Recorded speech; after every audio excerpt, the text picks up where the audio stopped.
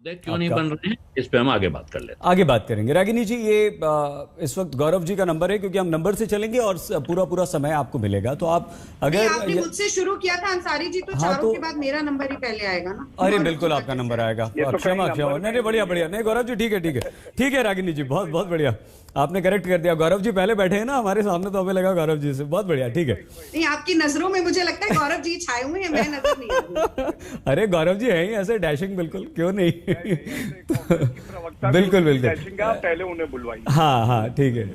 आप भी पसंद करती हैं उन्हें, आप आपके भी प्रिय हैं, आप भी खूब उनकी तारीफ करती हैं, ऐसी बात नहीं है रागिनी जी। और यही आप हम सबकी अच्छाई भी है, एक दूसरे को पसंद करते हैं। मतभेद हैं लेकिन मनभेद हम में किसी में भी नहीं है।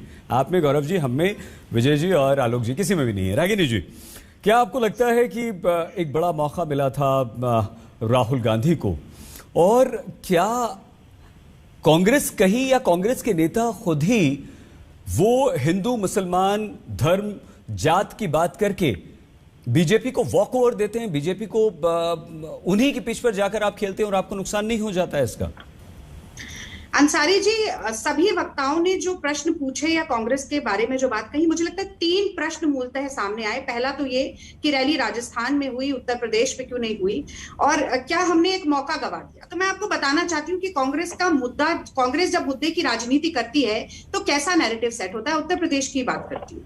देखिए, उत्तर प्रदेश में भारतीय जनता पार्टी लड़ाई लड़ रही है व्यक्तिगत पर्सनालिटी कल्ट पर आधारित चुनाव। MY की इनकी डेफिनेशन है, मोदी और योगी। समाजवादी पार्टी पूरा जातिवाद के आधार पर चुनाव लड़ रही है, उनकी MY की डेफिनेशन है मुस्लिम और यादव। और प्रियंका गांधी ने जो नैरेटिव सेट किया है वो जनवादी चुनाव, वो मुद्दों पर आधारित चुनाव का नैरेटिव है। हमारी MY की परिभाषा है महिला और यूथ। तो क्या हम बुनियादी मुद्दों पर चुनाव लड़ रहे हैं, लड़ते रहे हैं और आगे भी लड़ेंगे, पहली बात। अब मैं दूसरी बात पर आ जाती हूँ। गौरव भाटिया जी ने कहा कि कोई उत्तर प्रदेश में अंदर आकर सांप्रदायिक बयान नहीं दे सकता। मैं बिल्कुल सहमत हूँ, क्योंकि उत्तर प्रदेश में सांप्रदायिक बयान देने का जो ठेका है वो योगी आदित्यनाथ जी और भारतीय जनता पार्टी के तमाम नेताओं ने उठा रखा है। अभी कुछ दिन पहले ही कह रहे थे कि तीर्थ स्थलों पर अब पैसा खर्च हो रहा है, कब्रिस्तान पर नहीं हो रहा है। उससे कुछ दिन पहले की बात करें तो अब्बा जान और चचा जान याद आ जाता है। और अगर हम अमित शाह जी की बात करें तो याद होगा आपको कि यहाँ चुनाव होगा, वहां पाकिस्तान में बम पटाखे फूटेंगे। तो मैं कहना चाहती हूँ कि जो शीर्ष नेतृत्व है भारतीय जनता पार्टी का, चाहे मोदी जी हो, नड्डा जी हो, अमित शाह हो या तत्कालीन मुख्यमंत्री हो उत्तर प्रदेश के, यदि वो हिंदू मुसलमान पाकिस्तान हिंदुस्तान कब्रिस्तान शमशान ना बोले तो एक चुनावी रैली का भाषण इनका पूरा नहीं हो सकता है। तो सांप्रदायिक माहौल बनाने का काम देश में अगर कोई करता है तो वो भाजपा करती है, क्योंकि डूबते को तिनके का सहारा होता है और हारती हुई भारतीय जनता पार्टी को धार्मिक उन्माद का। अब तीसरी बात पर मैं आ जाती हूं जो हिंदुत्व के ऊपर है। एक लाइन और जोड़ूंगी, ज्यादा समय नहीं लूंगी अंसारी जी। देखिए, जहां तक हिंदुत्व शब्द की बात है तो मैं अपने दर्शकों से पूछना भी चाहती हूं और बताना भी चाहती हूं कि किसी भी हिंदू सनातनी धर्म ग्रंथ में हिंदुत्व शब्द का उल्लेख नहीं। आदि शंकराचार्य ने कभी हिंदुत्व शब्द का प्रयोग नहीं किया। शुरू कहां से हुआ? 1923 में सावरकर ने इसका प्रयोग शुरू किया, एक कल्चरल पॉलिटिकल हेजेमनी के प्रोपेगेंडा के रूप में। और इसीलिए हिंदुत्ववादी विचारधारा संघ और भाजपा की है।